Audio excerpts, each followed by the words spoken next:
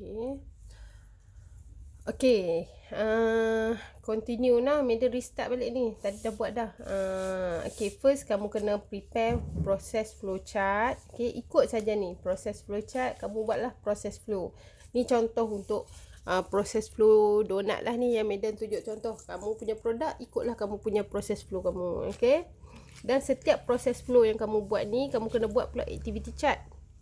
Yang ni adalah process flowchart. Buat seketui dia saja. Kemudian activity chart, ambil process flowchart tadi, buat lagi satu, copy paste sajalah. Copy paste yang process flowchart, letak dekat activity chart. Cumanya activity chart ni kamu kena tambah berapa duration dia. Okay, setiap aktiviti tu berapa duration dan sama ada kita guna machine atau man. Okay, guna machine atau man, atau guna man saja ke atau guna machine saja ke.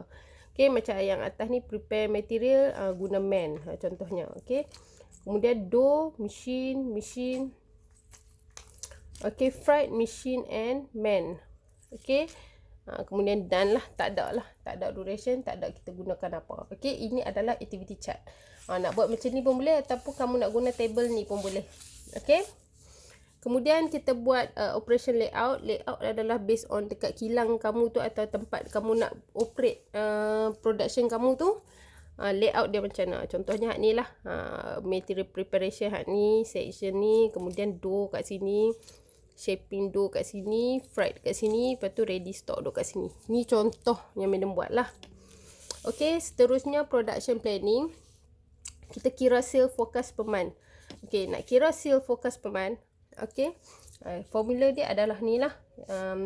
Output per month. Kita kira output per month dulu. Okay, kemudian kita tengok average sale forecast per month. Yang ni kita tengok based on marketing plan yang kamu buat sebelum ni. Okay, marketing plan tu contohlah kamu buat sales forecast kamu 50,000 sebulan. Okay, kemudian sales price. Yang ni kita nak kira, kita estimate je dulu sales price kita berapa kan. Setiap satu barang yang kita estimate hari tu ni dekat marketing plan tu, contohnya kita estimate price kita untuk donat ni RM5. Contoh lah. Ni level-level Dunkin Donut lah kot ni. Okay, and then number of output per month. Okay, sama dengan kita ambil average sale forecast kita bagi sales price lah. 50,000 bahagi dengan RM5. Okay, jadi kita punya output per month adalah 10,000. Okay, jangan tulis sini, tulis kat bawah lah nanti nah. Output per month.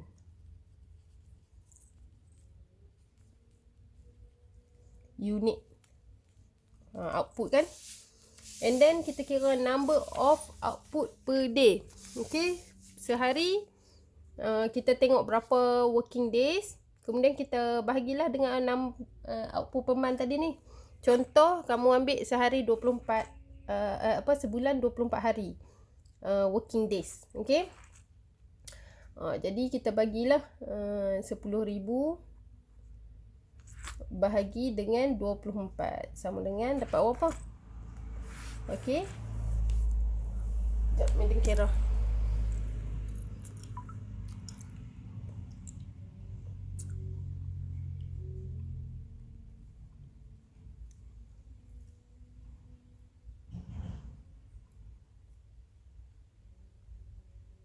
Sama dengan 416.67. Okey.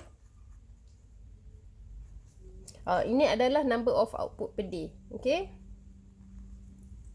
kamu bundarkanlah 417. Okay, number of unit per hour. Ini ada yang diperlukan, setengah orang perlukan, tapi kalau ikut template ni dia minta buat lah. Kalau Madam tak ada rationalnya nak buat. Okay, tak ada reason kenapa kita kena buat lah. Okay, tapi kita ikut ni je lah. Okay, number of output per day 417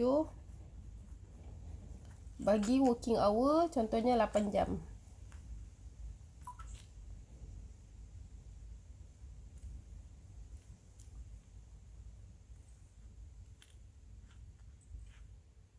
52 lah. Per hour kita boleh produce 52 unit.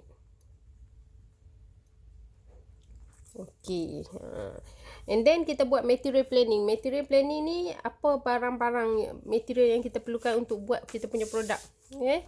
Contohnya sugar, lepas tu flour lah no.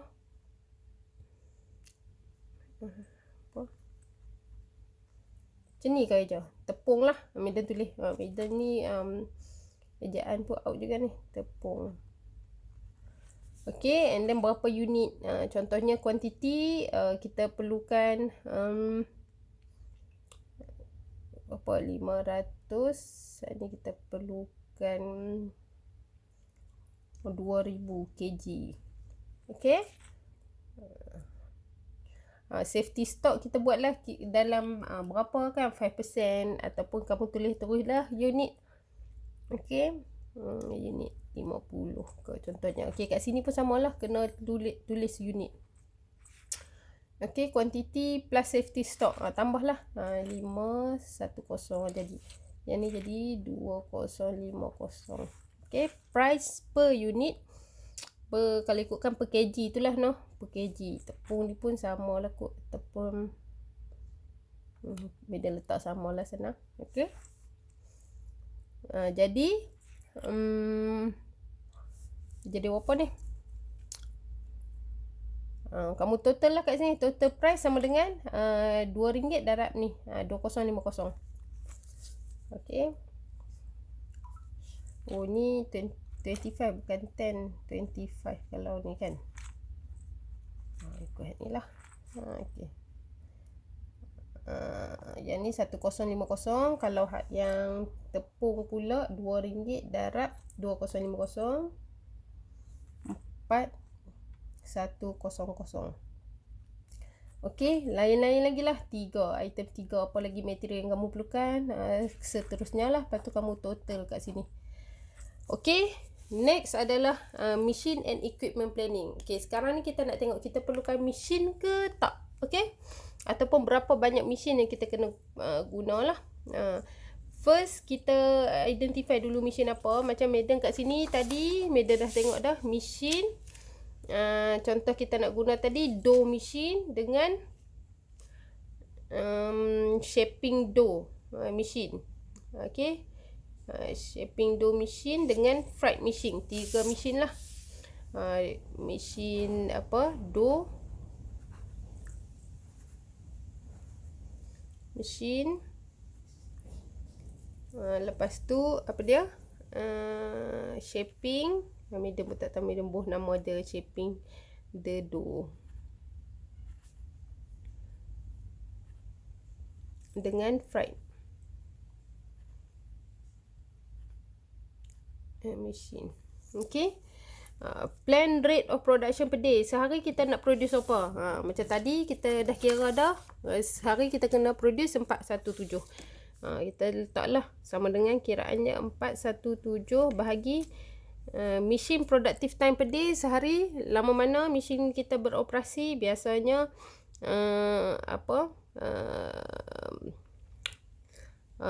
tak sampai 8 jam lah, mungkin 7 jam lah. Okey, tapi kita buat kiraannya dalam minit tau. Okey, jadi kita kalau ikut contoh dekat sini 7 jam, kita convert kepada minit jadi 420 minit. Okey, darab standard production time. Okey, standard production time ni adalah time yang kita perlukan kat sini nak siapkan satu dough tadi ni. Mesin ni nak siapkan satu dough 10 minit. Jadi kita letak kat situ 10 minit. Jadi kita tengok berapa banyak mesin yang kita perlukan sebenarnya.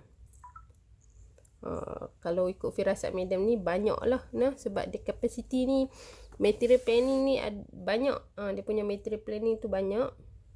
Firasat Madam rasa perlukan banyak lah. 417. Okey, 417 bahagi 420 minit tadi. Okey, darabkan dengan 10.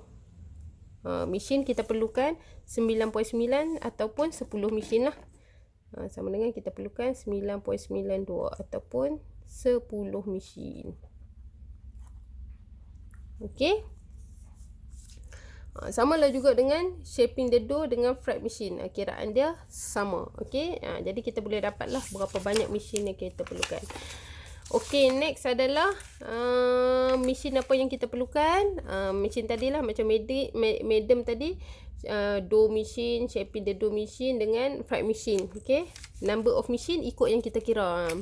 Dough machine, medium perlukan 10. Yang lain-lain medium tak kira tadi kan. Kena kira lah. Kemudian price per unit satu mesin tu berapa harga dia kita letak. Dan kita punya total cost kita boleh dapat lah kat sini. Okay, next adalah manpower planning. Manpower planning kiraan dia sama macam kiraan formula yang kita kira mesin tadi. Okay. Formula dia sama. Cuma kita tengok macam mana kita nak contoh, based on contoh medium tu macam mana kita nak kira lah. Kita tengok. Okay, sebelum tu kita buat dulu operational organizational chart for operation department. Okay, kita buh lah head of operation dengan manpower. Contohnya ada 3 orang manpower. Buatlah comel-comel. Okay, plan rate of production per day. Sehari kita target tadi ni 417. Okay, bahagi dengan mission productive time ataupun sepatutnya manpower productive time lah. Okay, kita buat samalah, kita buat sama. Okey, 420 darab dengan standard production time sama juga. Standard production time okey for every manpower. Okey, kat sini yang man kita guna man tadi ni kat mana man? Material preparation kan, material preparation dengan fried. Jadi ada kat sini berapa minit? 12 minit.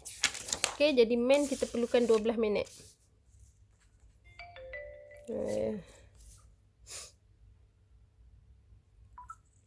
Okey, jadi kita kira lah kat sini. Pekerja kita perlukan berapa kan?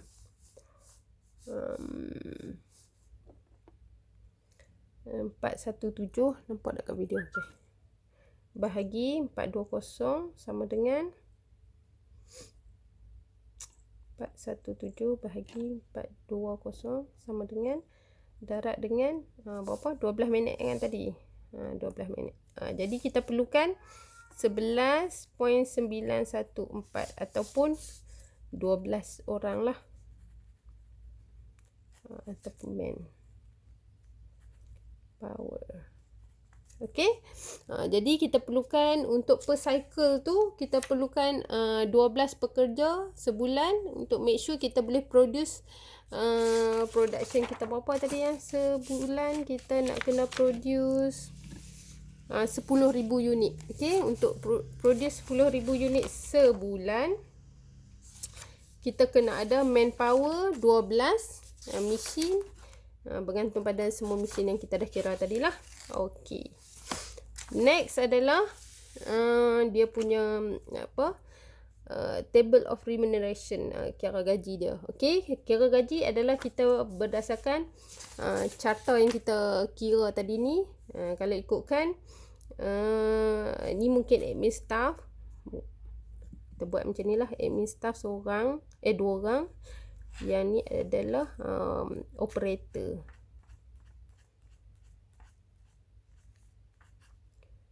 1, 2, 3, 4, 5, 6, 7, 8, 9, 10, 11, 12. Okey, ni operator lah ni. Madam buat ni tak comel, kamu buatlah comel-comel lah. Operator 1, operator 2. Okey. Kan kita kira tadi kita dapat kan, kita perlukan 12 orang operator. Okey, yang ni assistant manager. Assistant manager. Okay, assistant manager 1, assistant manager 2. Ni operation manager. Okay, jadi kita perlukan operation manager seorang. Okay, assistant manager 2 orang. Buatlah Nana. Dengan kita punya operator kena ada 12 orang. Okay, dan kita buatlah allocation untuk gaji macam biasalah, EPF contribution. Kalau kita daripada syarikat 13%, kalau pekerja 11%. Tapi kita kira 13% lah sebab kita syarikat kita nak bayar gaji, kita nak kira berapa banyak yang kita nak bayar, kita kena keluarkan duit untuk setiap pekerja tu. Okey, dan sok-sok adalah 2.5%. Daripada dia punya salary tu lah. Okey, dan kamu kira lah macam biasa. Okey, overhead punya requirement. Okey, overhead punya requirement bergantunglah, kalau ada kamu masukkan. Okey. Dan total operation cost. Okey, total operation cost, direct material cost, cost yang tadi kita nak order barang ni. Ni direct material cost. Kita dah kira kat sini, contohnya kita perlukan RM kat sini, contohnya 5,000. Okey, contohlah ni. Jadi kita masukkanlah 5,000. Labor cost, direct labor cost, contoh kita dah kira kat sini, katalah tutak-tutak kita kira jadi 16,000 lah juga. Contohlah kan. Tambah 15 lah, Madam buat 15. 15 ke? Macam sikit pula. 20. Operator kan ramai. Okey. Kemudian overhead cost. Overhead cost kat sini ni Madam tolak lah. Rental, electricity, water. Contohlah 10,000. Okey. Overhead cost 10,000. Jadi dia punya total cost adalah 35,000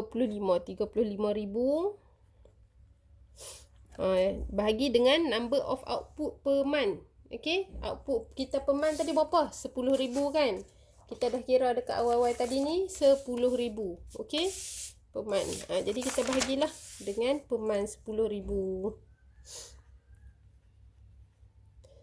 Okey. Macam mana kira ni? 3.5 ke? Kita ni out juga ni nak kira ni.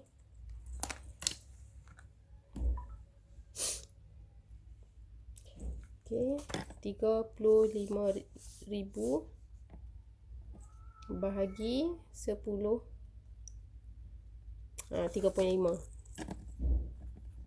Cost per unit adalah 3.5. Okey lah kan.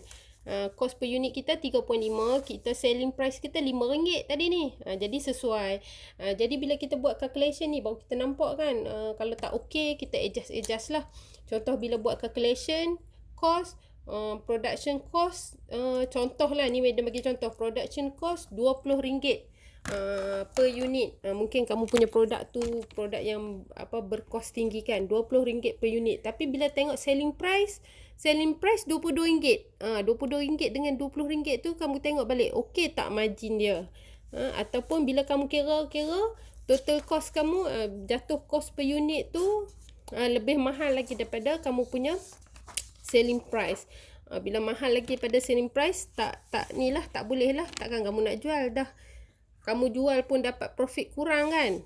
Rugi. Okey. Jadi bila kita kira ni baru kita nampak. Okey, productivity index kita kena kira jugalah. Productivity index nak tengok produktif tak kita punya business plan tu. Kita ambil total value of output sale per month. Sale forecast per month kita tadi 10,000. Okey, bahagi total operation cost. Berapa? 35,000 kot.